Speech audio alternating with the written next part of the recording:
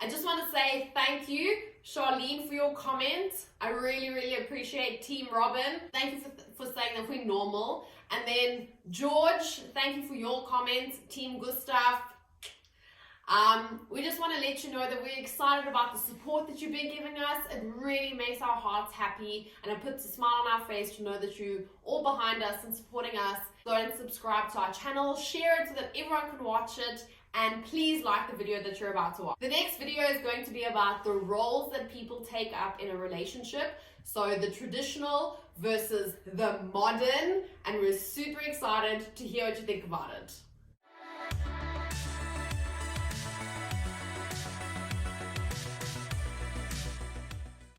Hi bro, so I just hit the gym. I'm gonna jump in the shower and then we're gonna meet up some beers. Shot bro, shot. Just hold on, actually just talking about beers just makes me actually want to have a beer right now. Babe, can I please have a beer? I don't know if she heard me. Babe, can I have a beer?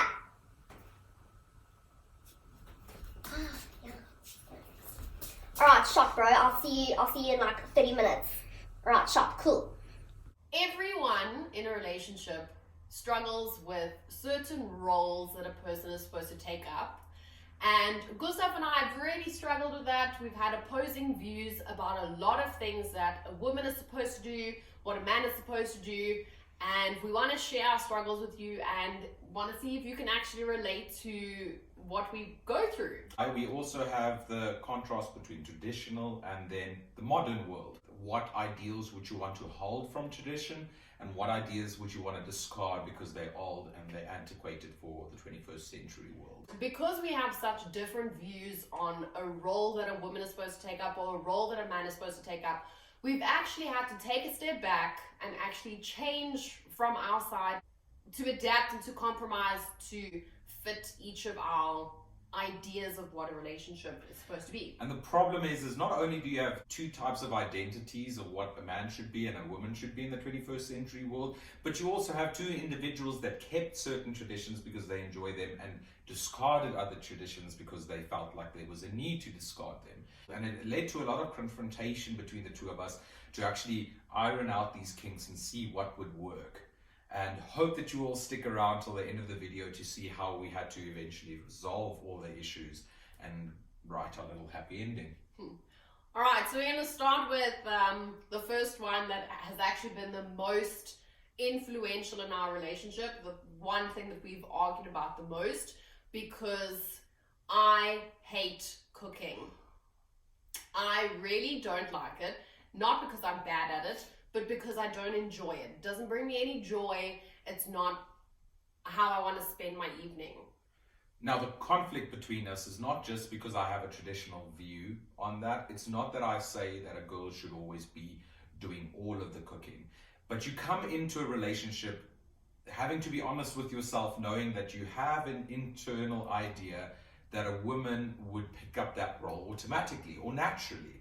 She will just start picking up that role. You don't necessarily have to tell her or put it down on her. That's probably where tradition comes from, is you assume that this is a part of someone else and it might not be at all. And the problem is that, you know, with this idea of a woman cooking, this has come from centuries and centuries ago. This has been a thing that women are expected to do. The men go and hunt and the women prepare the food, or they gather the food and they cook the meals. And if I have to play devil's advocate, the problem with the 21st century world and why we have to have this discussion, at least I'm not a grunt of a man that I won't open up to this discussion. I understand that it's a discussion that has to be had, because now you have a woman that also works until 5 o'clock in the afternoon. And then I can't imagine if you have children and if you have all of these other responsibilities that you have to take care of, it doesn't seem fair that just the one person sits behind the pots. The one bright side is at least I enjoy cooking. I really enjoy cooking though. So we've had to compromise. Not just one person is in the kitchen. We're assisting each other in every way possible. So we halving we're trying to meet each effort. other halfway, but it's still a struggle. It's still a little tug of war. And the problem, the frustration that I have is Robin actually makes really good food. she really makes good food. So and Just she hide my hates cooking. secrets under my sleeve. So that's such I wish she had the desire to cook more, but she doesn't. And that means that we just have to figure it out our way. The second one is housekeeping. Yes. I am extremely OCD and I need a house clean and tidy. However, I don't feel like it should be solely my responsibility to do the dishes and to wash the floors and to do all the washing and to clean the bathroom and to make the bed and to wash the bedding and to dust the tabletops. I don't feel like that should be all my responsibility. I feel like as a modern gender role, that should be split 50-50.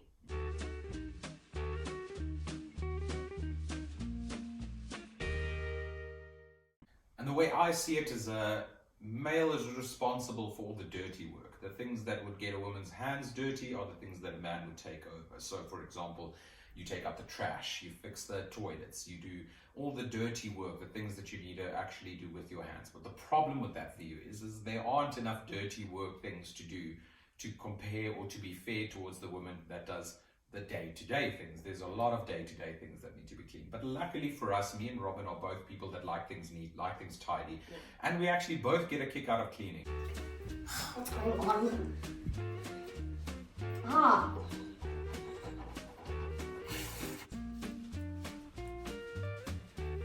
See if it works.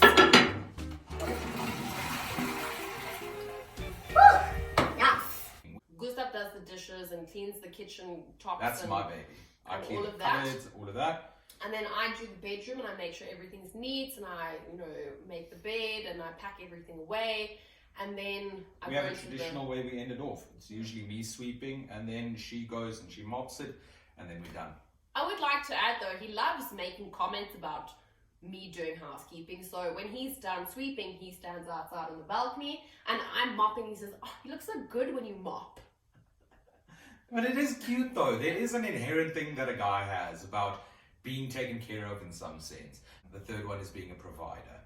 This has been a frustration between me and Robin. So, frustration. Financial efforts. We both earn a salary. We both have a job. Finances should be split equally based on what you earn.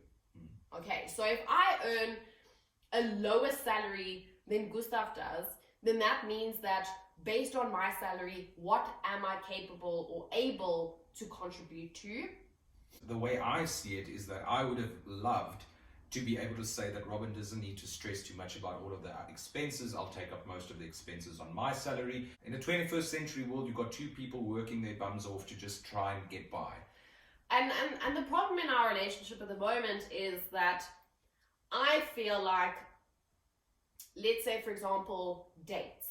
We go on dates during the month and Gustav has this idea that he needs to be the one to pay for it. But financially, you can't put that burden on your shoulders because then you're going to bleed dry two weeks into the month and then you're going to have nothing left because you feel like you need to take up that role. And the reason why it's bleeding out in 2 weeks into the month is that when we want to do groceries, I want to be the one that pays.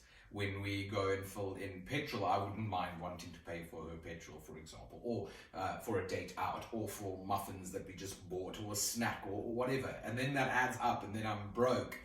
And that has happened in the past. And then I'm like, I physically can't. And then Robin's just like, I got you.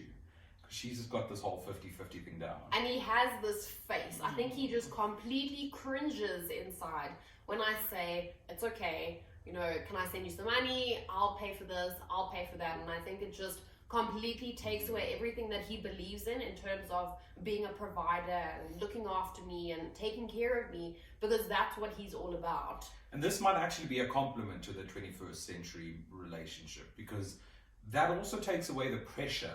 Because there were moments, yes, it's difficult when she does that, and then there's a 1,000 Rand grocery bill and Robin's just like, step aside, I got this, and it's really difficult. But then as soon as we start driving home, we pack away, then I get the sensation that someone's backs me up, so that when I did what I could and I can't anymore, then someone's behind me. So maybe that's a good thing about the 21st century life. Yeah.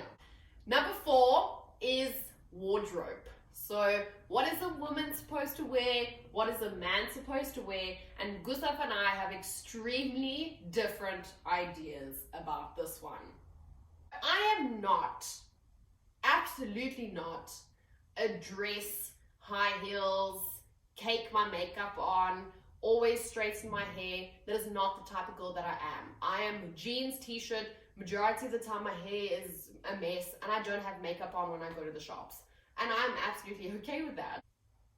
You better not say that I'm not okay with that. My opinion is I enjoy the fact that a girl doesn't wear too much makeup, because that seems to me that she's a bit more real and a bit more comfortable in her own skin. So rather have it. So that I don't have a problem with at all. But my biggest issue, or not issue, is the unfortunate fact that Robin looks absolutely gorgeous in dresses. Now, she hates them, but she looks so pretty in them. And I can't help my biological urge and nature to say that I really like her in a dress. And she hates that. She absolutely hates the fact that I like her in dresses. So we've done some compromises. I've got her some like collared shirts, like blouses and things like that she really likes. And I'll warm her up to eventually get her in a dress, because she looks absolutely stunning in them. I think it comes down to the fact that women need to take up the role of being a woman. And not, you know, a tomboy. And I think that's what I've always been. I haven't been the girly girl with the dresses and the nails and if you are that type of girl, by all means, but each to their own. I can't pull that off, and I feel very uncomfortable. What? You totally, she can pull it off. She just chooses not to. She's more comfortable playing the tomboy role. That's the problem. There is a beautiful woman inside the tomboy, and there's a tomboy inside of the beautiful woman. Oh my God, okay. Topic number 5. This is my favorite one in the whole YouTube video, because it was so funny when we actually wrote out what we were going to discuss in this video. When it came to who is the leader in the relationship, we both said it's ourselves. How weird is that? She truly believes she's the leader in the relationship, and I laugh because I truly also thought that I was the relationship leader. Why do you think I wear jeans? Because I wear the pants. That's why I don't wear dresses. So, I personally believe that I'm the leader in certain instances in our relationship. For example, if we're going away for a weekend, or we're going to a wedding or anything like that, then I'm the one that does the booking. All of it. Because he cannot. I forget everything. All the time. It's actually infuriating. She will have to keep reminding me when we're leaving. Another thing that I take charge in is our schedule. So what we do on weekends, I'm the one that sorts out all the administration in the household. Yes. Yeah. And I'd say that I am the leader because when shit hits the fan, I'm supposed to be focused on whatever is the problem at the moment and try to bring it all together to just solve the problem. Robin has a tendency to get very emotional very quickly, and I feel like I ground her and I'm like just trying to bring things back down, calm her down. The other reason why I think I'm the man of the house is because whenever we want to follow a dream, or we want to pursue something, or we want to go and do something, then I would break it down money-wise. And I know that sounds terrible and whatever, but I just mean it in the sense of what do we need to do now to be able to do this over 6 months' time, or in a year's time, or 3 years from now. To divide the problem up into a short-term goal that we need to adhere to get to that point. The only funny thing is we both feel like we're good with money. We both felt like we're the leaders in the house when it comes to money, and then we both realized that we both have very strong attributes that come out when it comes to money. We're both pretty conservative with our money and things like that, so there's no leader when it comes to finances at all either. So the best way we could have concluded this whole leadership role is Robin plays her strengths and I played mine. Yeah. That's literally all it came down to. I must admit though, I really do believe that Gustav is brilliant at planning ahead and planning our future, and, you know, buying a house and investing and what are we going to do to get to this point. Number 6. So the last one is communication. So we have the traditional and modern views on communication. Now, the problem again is that I hold the traditional view of the woman is allowed to express her emotions and she's supposed to be the emotional one, and the man is a bit more reserved. Men are supposed to be the strong ones. Men are supposed to, you know, compose themselves, pull yourself towards yourself, get over it, move forward. Don't talk about how you feel. Don't get upset about anything that happened to you. Yes. Just leave it there and go over there. And the reason why is there's something profound about the type of man that could pick up his load and carry it. The type of man who would be able to stand strong when the storms come to protect a wife and a family. So there's a good reason why it's like that. But it has led to some things that I needed to learn how to handle. For example, when Robin has an emotional day, I'd be there for her, but I would keep quiet about mine. I won't tell her about something that hurt me or made me feel a certain way.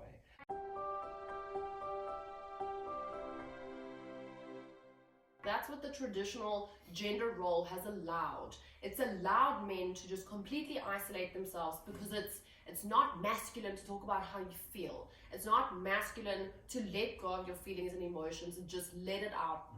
Because people have put this idea on men that you're supposed to be strong and you can get through it and you need to be the one that protects the entire family, so you have to keep it together. And that causes a lot of men to just have internal conflict on a constant basis. Because I do believe that men have a tremendous lack of motivation or positive reinforcement behind them, but it also relates to the fact that they close themselves off. I mean, Gustav and I used to have arguments about this a lot in the beginning of our relationship because he used to get upset with me that I didn't used to do things for him, you know, like make him coffee or buy him a chocolate at the garage, for example. And I said to him, when I want things from you, I ask for them. And eventually you will get to know me and realize that she doesn't need to ask for it anymore. I will just do it out of my own because I know that's what she likes. And men don't do that. Or maybe just me. And I never thought that I was a traditional man. Never thought that at all. But then I don't tell her. Or another problem that I had in the beginning of the relationship is if there's some sort of a problem that is a serious problem, I would totally take myself out of the situation and I'd go one side to figure out to get to a quiet headspace where I can figure out the problem. But it's isolation and you get miserable by doing that, especially if you can't solve the problem. And then you realize that you need to open up to someone to try and get past that problem. And unfortunately, everything that Gustav has mentioned, what happens when you don't talk about things is you have this monster brewing inside of you. So eventually when you do snap, everything comes out at once. And it's like a bomb. And I'm just like, whoa, I did not realize that all these things had bothered you because you'd been keeping them a secret for 2 weeks, let's say. And then it's an explosion and the fight gets really ugly. Not only do men need to be able to talk a bit more about their problems, but I also want to say that ladies do have to take up the responsibility of creating a space in which the man can talk, because they would find themselves getting easily irritated when the man talks about whatever is bugging him. He senses that and he closes it off. The woman in modern times at the moment, every argument is linked. There's some sort of linkage to every argument that you have. So you kind of use it as ammo. When he brings up something that has upset him, they're like, oh yeah, but you remember this time. Or, oh yeah, but you did that and it was okay. So I don't understand why you're arguing with me about it. But I use my emotions as my backbone, and I get extremely emotional. So I can either cry, or I can just completely put on a mask and I can be really nasty. So I can be like the sassy bitch. I don't know if he likes either one of them. You are going to get to that point. You are going to get emotional, especially if it's something that is truly worth talking about, unfortunately, because you're going to differ. You are going to differ, and that just means that there's a point that she holds and a point that you hold. If you get to the point where the feelings come out, it's because it's something real to the both of you that you're talking about. And modern women, I think at the moment, especially, hate submitting. Oh, yes. Submitting is a weakness. It's not something that sits well with a woman anymore. It's, you don't back down. And if you're not going to back down, then you're either going to walk out the front door or you're going to ignore him. And I think that's a role that a lot of us take up, is that when we have a big argument and we're scared that we are losing the battle, then we do something huge to kind of Get a punch in. yeah, but also to distract you from the actual problem. To be like, oh wait, maybe I actually did do something really bad that I wasn't supposed to. She's telling me all her secrets now, by the way. I wasn't aware of all of these things. So to conclude this video, I just also want to state that submission is not only a woman's game, it's a man's game. Just to relate to what Robin said, a man needs to be able to say to the woman that you are correct. You are right about this. I'm sorry about this. And it should go both ways. And basically our big journey was every single time just learning that both need to bring to the table. Both need to sacrifice and give and take and ask. Hell, did I need to learn how to ask?